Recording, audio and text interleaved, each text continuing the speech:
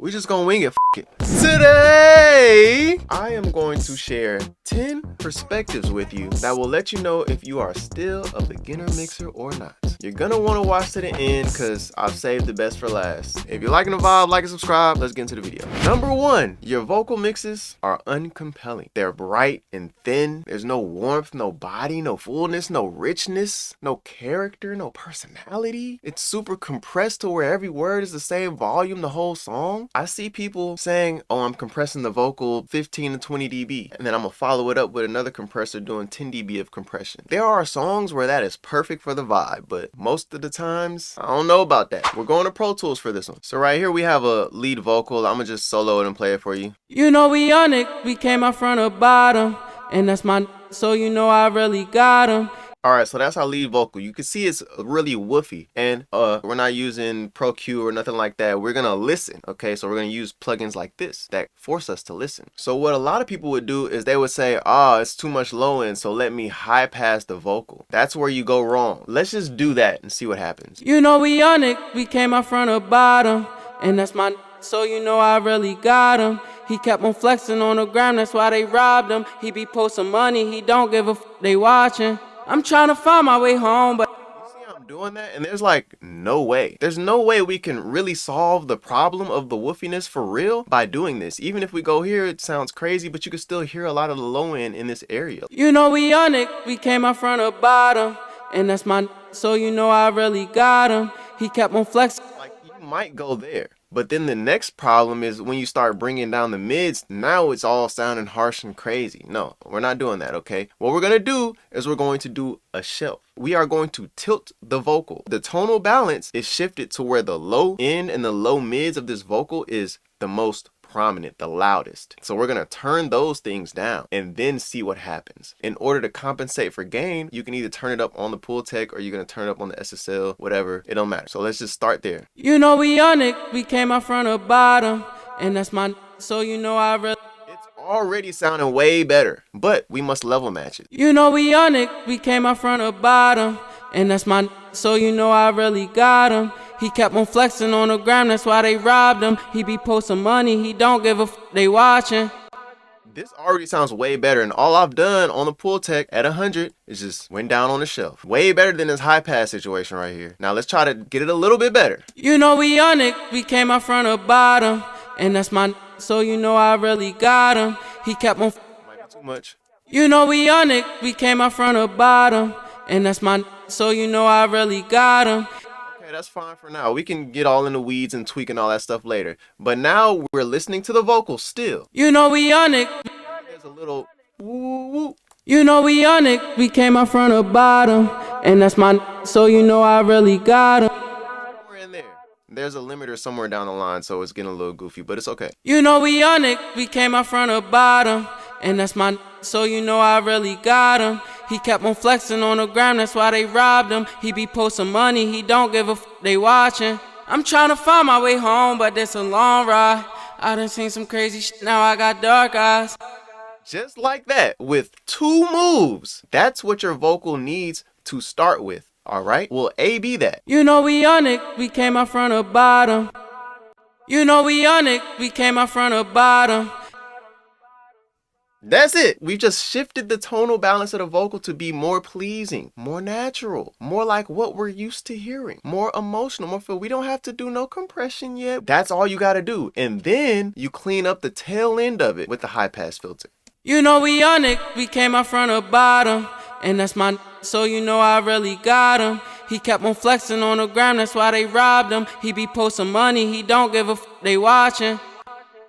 Easy day. And you could detail that further down the line, but that's literally it. Now your vocals don't have to be harsh and brittle and thin anymore because you've managed the body, the fullness, the richness, the character. All of that lives down there, and we don't want to get rid of that unless you do want to get rid of that. You want to start with a tone mindset before you even go notching out all of these frequencies in your lead vocal. Get the tone right first, because some people might have pulled up Pro Q and started notching out stuff in the lows and the low mids, and like you didn't even need to do that, bro. Just like shelf it, you're good. Number 2, you're looking for tricks to level up your mixing skills instead of increasing your skill to level up your mixing skills. Mixing is not a composite of mix tricks. The same way you can have all the plugins or all the analog gear in the world and still be a bad mixer, you can know all the tricks that every engineer does and sidechain to this and clip that and parallel compress this way, and your mixes still suck. Instead of trying to learn all the tricks, learn the core fundamentals of mixing, of the craft. Master those. Don't move on until you've mastered the fundamentals. You can't play basketball if you can't dribble. You can't go to the NBA if you can't make a layup. You don't know how to do the fundamentals, you're not gonna make it. It makes sense everywhere else, but for some reason in music, people think the fundamentals don't matter at all. You don't know the fundamentals of mixing, you're not cutting it. Then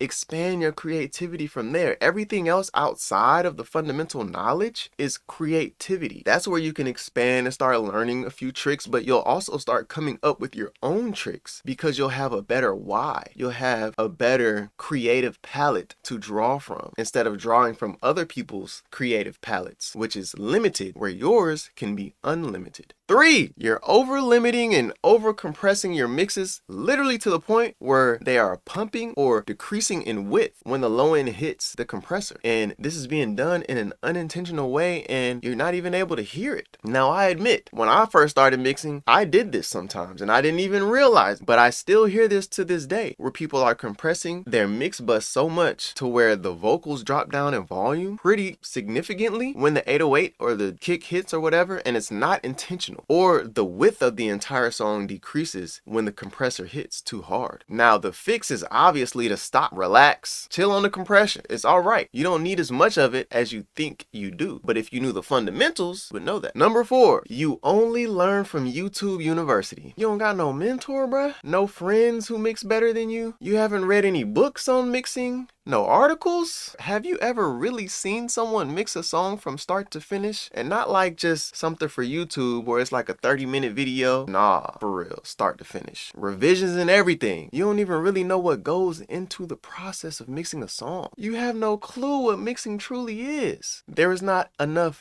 depth on this topic on YouTube to fully help grasp what is necessary to mix a song. It is very surface level to reach a broad audience. Now here's the fix. Here are some books I recommend you guys read. Here are a few courses I recommend you guys check out. Here are some online resources I recommend you guys check out. Also, and outside of YouTube, do a deep dive search on topics that you want to learn more about. And study the best mixers of all time. Listen to the music. I'm sure everyone watching this video right now has access to some streaming service, but even if you don't, you have YouTube. You can listen to music for free. Study those mixes. Number 5, you're doing the craziest moves all over your mix. You're doing moves like this with Soothe, and you're doing moves like this with Pro Q, and it's a clear indicator, dead giveaway, amateur hour. What's going on here? I get sessions like that, delete. Get that out of here. We're not doing that over here. You can't truly be listening if you're doing that because it sounds crazy. You're just doing stuff because you saw somebody else do it. We need to actively listen. We're literally getting paid to have the best ears to be the best listeners, and we're not even listening anymore. We're not supposed to be doing harm to the song. We're harming the vocal and other instruments by taking out all of the life in each instrument. Relax.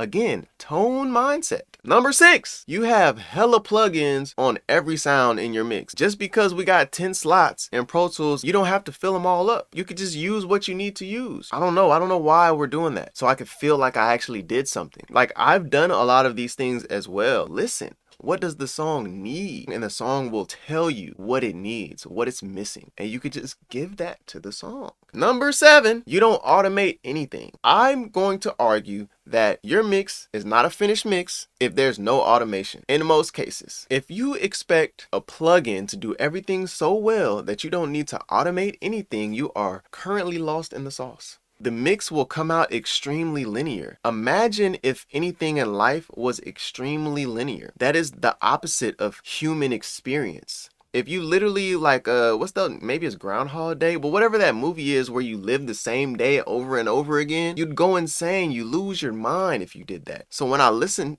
to a song, or when we listen to a song, we're not realizing how everything being the same the whole time, the same volume the whole time, the same effects the whole time, the vocals so compressed that every word is the same volume the whole time. It's like, how are we not realizing what this is doing? We're all living in this current time where music is in like that and out like this. The mixing is just a small part of that, but we're gonna amp it up because we're on a mixing channel. The linearity of mixes is contributing to this issue. Like, we crave dynamics, we crave volume swings, we crave differences, we crave that. Relax on the over processing and put the time and effort in to automate. These compressors and these vocal riders and whatever riders, even Soothe or whatever, like, these plugins are oftentimes, in my opinion, quick fixes at best. If you are in a pinch and you have to do things super duper fast, the vocal rider is a good plugin to like kind of get you in the ballpark of writing a vocal in a certain way, but it's not as good and as compelling and emotional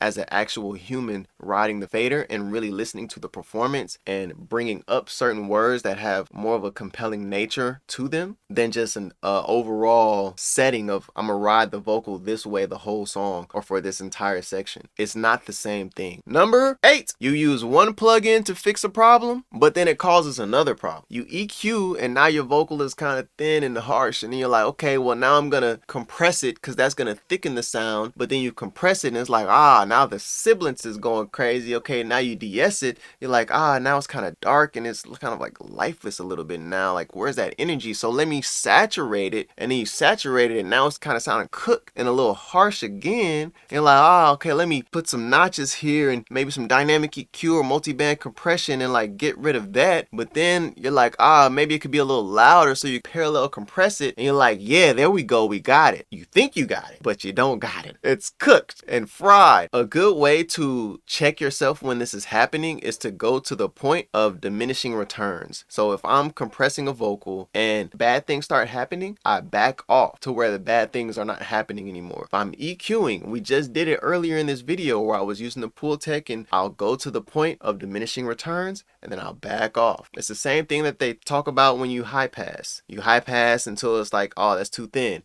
and you back off. You can do that in every other way as well with reverb. The reverb is too loud right here. Let me back it off just till it's just right. Number 9, huge one right here. You know nothing about production, about recording, about arrangement, about songwriting, no music theory, nothing. Like, no fundamentals of it or nothing. It's very fascinating to me how I have learned this over time, like how some engineers have never written a song before, or never made a song themselves from scratch. How some people don't even know the keys on a keyboard, just the notes, C, D, E, F, G, A, B. I'm not saying you gotta be a classically trained musician or nothing. Know a little something. How you don't know a little bit? That's crazy. It's only gonna help you become a better mixer, because then you'll understand why people are doing what they're doing too. You'll be able to put yourself in their shoes and say, I can tell this decision was made on purpose. Or you could just check and be like, hey, I see you're doing this. Was that on purpose? Instead of just doing whatever and not understanding something as simple as arrangement, how songs are arranged and how the energy of a song flows. Super important for mixing. This is the last step in the process, is the engineering phase. So how you not understanding fundamental things about music is a little blasphemous, okay? It's just a little bit. Learn some things outside of mixing and just basic stuff. That would be so much more helpful to your mixes than all these mix tricks, because you'll actually understand music and how humans respond to it. Number 10, the best one of all of them. You mix for how it sounds instead of how it feels. This is major key. This will trump everything that I've talked about in this entire video. You can break all the rules because there are no rules. You learn the rules so you can break them. It is always about how it feels. It is always about the elicitation of emotion. Instead of trying to mix everything to sound perfectly pristine and on point and perfectly balanced. It needs to be perfectly compelling, perfectly emotional. Maybe it sounds super clean and very nice and very professional, but have you ever heard anybody say, I love that song so much, it sounds so clean? Nah, I ain't never heard that. If somebody's heard that, put it in the comments. Not from a mixer, but from a fan of music. Man, that's my favorite song. It's so clean. Like, I just love how clean that song is. I listen to it all the time. Like, I've never heard anybody ever say that. It's about the emotion that it triggers in us. It makes us feel things, or it makes us move our body in a certain way. It resonates with us.